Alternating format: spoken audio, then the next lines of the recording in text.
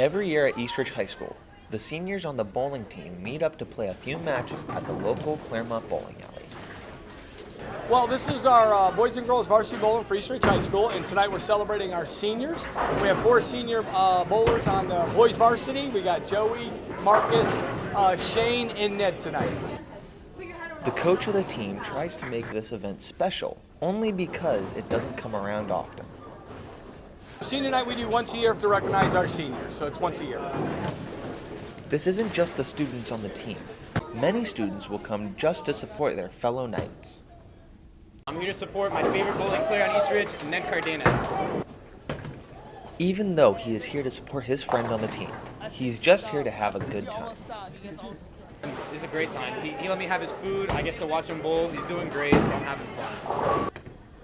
Not only does this event help support the team, but it doesn't affect their match schedule. This is our regular season. We have 10 teams in our district, so we have 18 matches throughout the season. We're in our second half of the season right now, and we're still getting ready for our big district match, which is coming up on October 8th. You guys ready? Some of the seniors are more excited about the event than others. Yeah, it's our senior night. We're going to have a lot of fun. This isn't just a game for the team. It's to honor what they have achieved throughout their bowling careers. It's the same game, but we focus on the seniors and respect what we've done, and so all the seniors start and play the whole time.